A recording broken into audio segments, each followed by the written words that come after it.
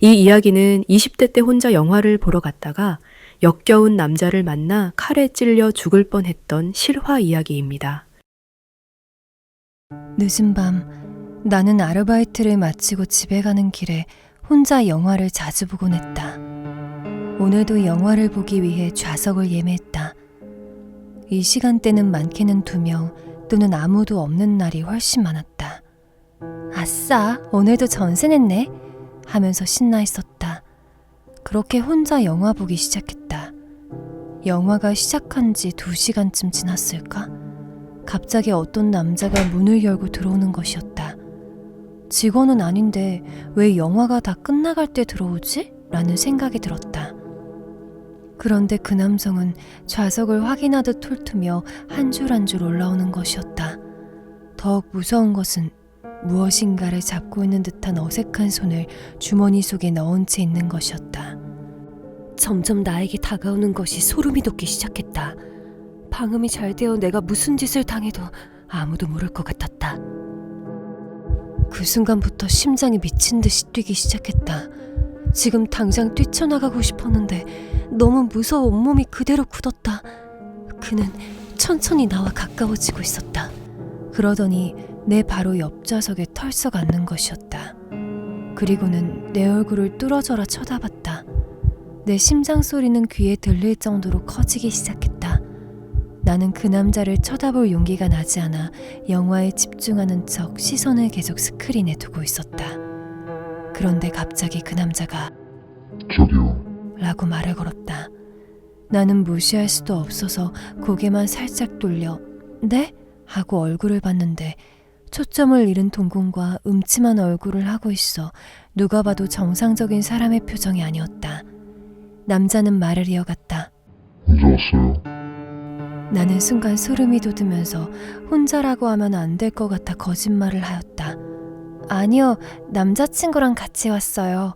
라고 태연한 척 대답했다. 그랬더니 그 남자가 여기 예매 한 자리밖에 안 돼 있던데. 라고 말하는 것이었다. 나는 심장이 미친 듯이 쿵쾅거리기 시작했다.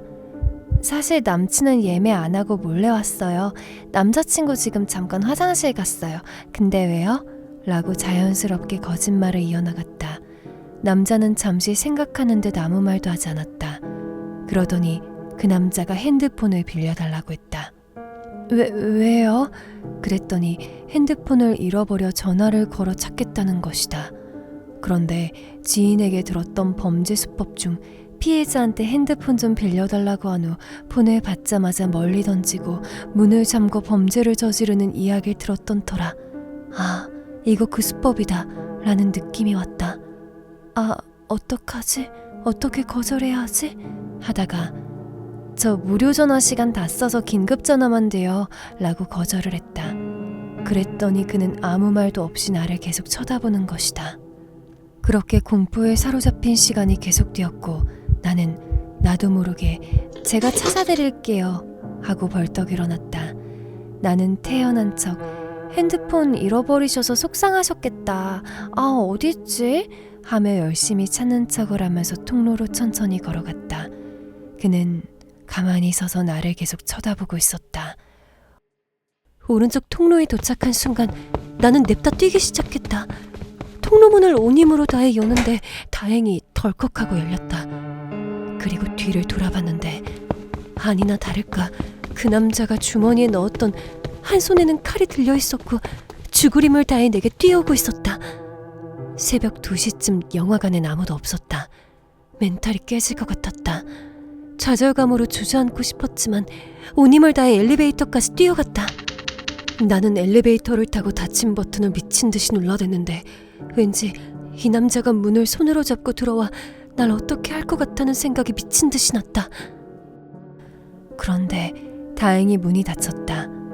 그 순간 엘리베이터 옆쪽에 계단이 있었는데 누군가 나와 똑같은 속도로 달려내려오는 소리가 타다다닥 들려왔다.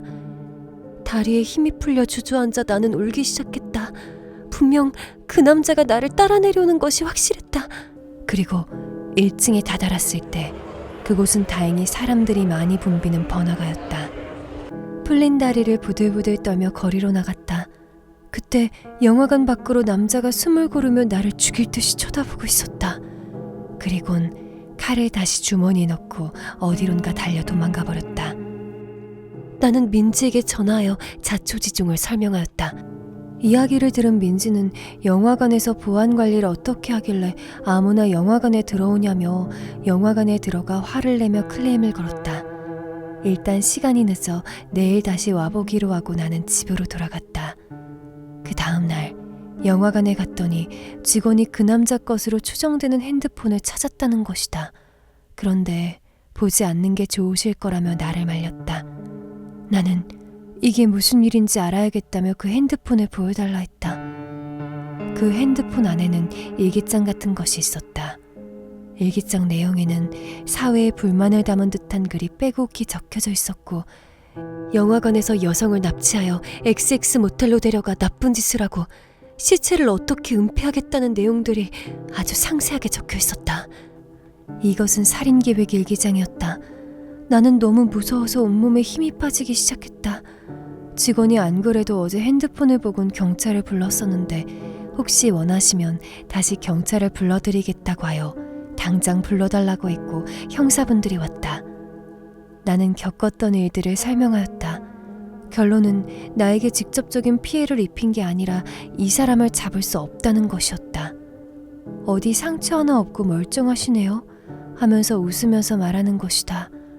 그럼 내가 찔렸어야 되는 건가? 라는 생각이 들면서 화가 치밀어 올랐다. 나는 보안 철저히 하겠다는 약속만 받고 나왔다. 이 일은 이렇게 마무리가 됐는데 몇 개월 동안 눈을 감으면 둘이 앉아 있었던 순간과 그 살인일기의 내용이 생생하게 떠오르고 내가 그때 빠져나오지 못했다면 어떤 일이 일어났을까 이런 생각이 나며 숨이 턱턱 막혔다. 나는 뉴스에서만 나올 법한 일들이라 세상 무서운 줄 모르고 다녔었는데 이번 일을 겪고 나한테도 얼마든지 일어날 수 있는 일이구나 하는 생각이 들어 그 이후로는 항상 일찍 집에 들어가고 웬만하면 밤에 절대 혼자 다니지 않게 되었다.